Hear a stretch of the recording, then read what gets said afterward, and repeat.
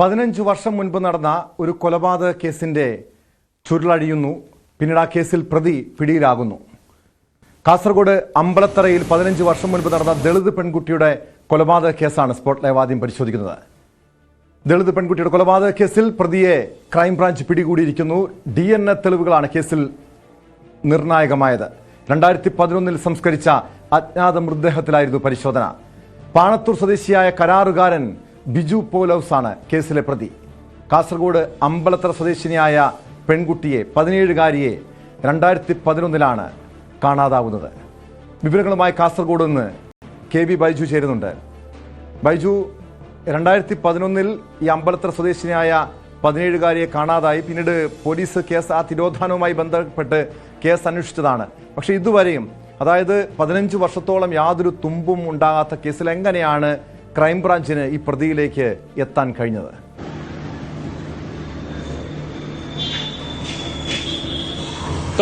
Tom സൂചിപ്പിച്ചതുപോലെ തന്നെ 15 വർഷങ്ങൾക്ക് മുൻപ് നടന്ന ഒരു തിരോധാനം, അതും ദളിത് പെൺകുട്ടിയുടെ തിരോധാനം.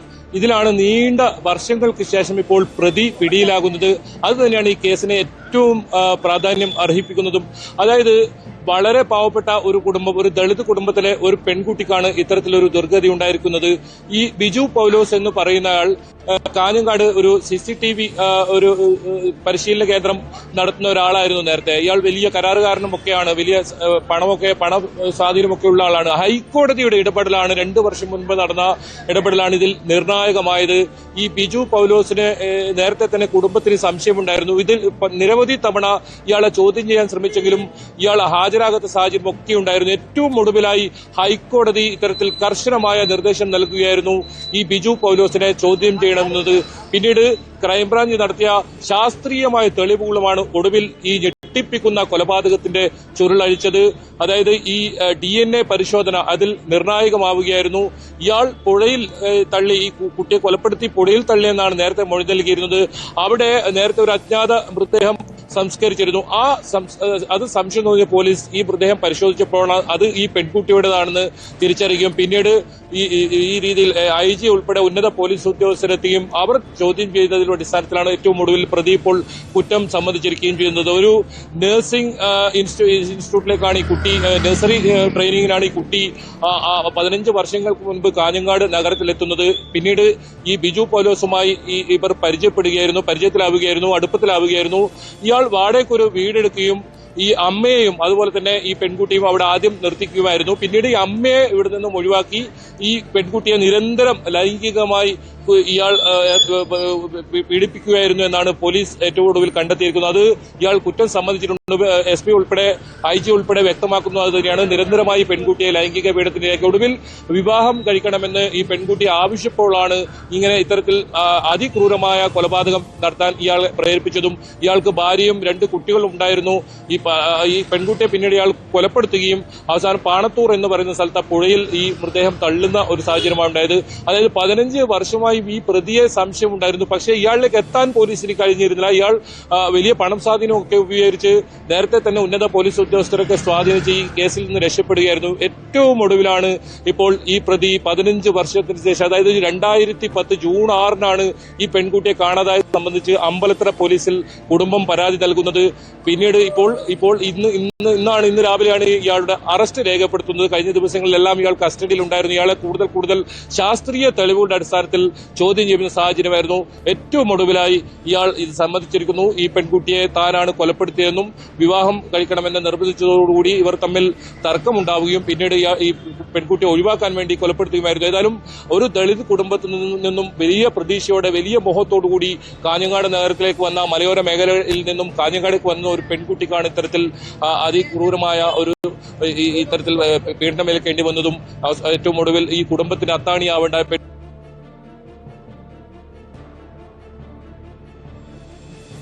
ബൈജു, അതോടൊപ്പം അറിയേണ്ടത്, എന്തിനാണ് ഇയാൾ ഈ പെൺകുട്ടിയെ കൊലപ്പെടുത്തിയത്? ഇരുവരും തമ്മിൽ ബന്ധമുണ്ടായിരുന്നു. പലപ്പോഴും ഈ പ്രതി പെൺകുട്ടിയെ ലൈംഗികമായി ചൂഷണം ചെയ്തിരുന്നു തുടങ്ങിയ കാര്യങ്ങളൊക്കെ പോലീസ് വിശദീകരിക്കുന്നുണ്ട്. ഇതോടൊപ്പം അറിയേണ്ട മറ്റൊരു കാര്യം, ഈ പ്രതിയെ ഏതെങ്കിലും ഘട്ടത്തിൽ, ഈ പെൺകുട്ടിയുടെ തിരോധാനവുമായി ബന്ധപ്പെട്ട ഏതെങ്കിലും ഘട്ടത്തിൽ ഈ പ്രതിയെക്കുറിച്ച് പോലീസിന് സംശയമുണ്ടായിരുന്നോ, അല്ലെങ്കിൽ പോലീസ് കൃത്യമായി ഇയാളെ നിരീക്ഷിച്ചിരുന്നോ? പോലീസിന്റെ നിരീക്ഷണത്തിൽ തന്നെയായിരുന്നു ഇയാൾ ഉണ്ടായിരുന്നത്. പക്ഷേ അപ്പോഴൊന്നും ഇയാൾ ഈ ചോദ്യം ചെയ്യലിന് ഹാജരാവാൻ പോലും തയ്യാറാത്ത ഒരു സാഹചര്യമാണ്. അത്രത്തോളം വലിയ സ്വാധീനമുള്ള സാമ്പത്തികമായി ഉന്നത നിലയിൽ കഴിയുന്ന ഒരാളാണ്. ഇയാൾ ഒരു കരാർ ജീവനക്കാരൻ കൂടിയാണ്, കരാർ തൊഴിലാളി കൂടിയാണ്. അതോടൊപ്പം നിരവധി സ്ഥാപനങ്ങളൊക്കെ ഉണ്ടായിരുന്നു ഇയാൾക്ക്. ആ പണസ്വാധീനവും മറ്റും ഉപയോഗിച്ചാണ് ഈ കേസിൽ നിന്നും ഇയാൾ ഇത്രയും, അതായത് നീണ്ട വർഷം 15 വർഷം ഇയാൾ ഇതിൽ നിന്നും രക്ഷപ്പെടുന്ന ഒരു സാഹചര്യം ഉണ്ടായത്. എങ്കിലും ഇതിൽ ഒരു ഏറ്റവും ഒടുവിൽ ഈ തെളിവ് അത് ഏറ്റവും പ്രധാനമാണ്. ഈ മൃതദേഹം ഇത്തരത്തിൽ അജ്ഞാത മൃതദേഹം എന്ന ഒരു രീതിയിൽ സംസ്കരിച്ച ആ മൃതദേഹത്തിന്റെ കൃത്യമായ അത് പരിശോധന നടത്തി പോലീസ് ആ ശാസ്ത്രീയ തെളിവുകൾ ആദ്യം ശേഖരിക്കുകയായിരുന്നു. അതിനുശേഷം ഇയാളെ ആ ശാസ്ത്രീയ തെളിവുകളുടെ അടിസ്ഥാനത്തിൽ നടത്തിയ ചോദ്യം ചെയ്യൽ അതാണ് നിർണായകമായതെന്ന് പറയേണ്ടി വരും. ആ ഒരു ചോദ്യം ചെയ്യലാണ് ഇയാൾ ഏറ്റവും ഒടുവിൽ ഇപ്പോൾ കുറ്റം സമ്മതിച്ചിരിക്കുന്നത്. താൻ ഈ കാര്യത്തിൽ, അതായത് താൻ ഇവിടെ വാടകയ്ക്ക് ഇത്തരത്തിൽ പെൺകുട്ടിയെ ഇവിടെ എത്തിക്കുകയും അതുപോലെ തന്നെ ഇവിടെ ഈ രീതിയിൽ താമസിപ്പിക്കുകയും നിരന്തരം പീഡിപ്പിക്കുമായിരുന്നു എന്ന വിവരം ഇയാൾ പോലീസിനെ സമ്മതിച്ചിട്ടുണ്ട്. അതോടൊപ്പം ഈ മാതാവ്, ഈ കുട്ടിയുടെ അമ്മയ്ക്ക് ഇവർ തമ്മിലുള്ള ബന്ധം അത് ഒരുപക്ഷെ അറിയുമോ എന്ന കാര്യത്തിൽ പോലീസിന്റെ ഒരു അന്വേഷണം നടക്കുന്നു. അത് മാത്രമല്ല ഈ മറ്റാർക്കെങ്കിലും ഈ പെൺകുട്ടിയെ ഇത്തരത്തിൽ ഇയാൾ കാഴ്ചവെച്ചോ എന്ന ഒരു സംശയവും പോലീസ് പ്രകടിപ്പിക്കുന്നു. അത് സംബന്ധിച്ചൊക്കെ അന്വേഷണം നടക്കേണ്ടതുണ്ട്. കൂടുതൽ ആളുകൾക്ക് ഈ പെൺകുട്ടി എത്തിച്ചു എന്നാണ് പോലീസ് സംശയിക്കുന്നത്. അത് ഏതായാലും ഇന്ന് ഹാജരാക്കും, വൈകിട്ടോടുകൂടി കോടതിയിൽ ഹാജരാക്കും. പിന്നീട് ഇയാളെ കസ്റ്റഡിയിൽ വാങ്ങി അത് വിശദമായ ചോദ്യം ചെയ്ത് അക്കാര്യത്തിലൊക്കെ ഒരു വ്യക്തത വരുമെന്ന് തന്നെയാണ് ഇപ്പോൾ വാർത്താ സമ്മേളനത്തിൽ അദ്ദേഹം വ്യക്തമാക്കി. ഏതായാലും ഇയാൾ നിരന്തരം ഈ പെൺകുട്ടിയെ ഇത് പീഡിപ്പിച്ചതായ കാര്യം അറിയേണ്ടത് ഇത് എങ്ങനെയാണ് ഇയാൾ കൊലപ്പെടുത്തിയതെന്ന് അറിയണം. എങ്ങനെയാണ് ഈ മൃതദേഹം തള്ളിയത്, തെളിവ് നശിപ്പിക്കാൻ ആരുടെങ്കിലും സഹായമുണ്ടായിരുന്നോ തുടങ്ങിയ കാര്യങ്ങളിൽ പോലീസ് വ്യക്തത വരുത്തിയിട്ടുണ്ടോ, അതോ തനിച്ച് തന്നെ കൃത്യം നടത്തി തെളിവ് നശിപ്പിച്ചു, ഈ മൃതദേഹം ഉപേക്ഷിച്ചു എന്നാണോ പോലീസിന് കണ്ടെത്താൻ കഴിഞ്ഞിരിക്കുന്നത്?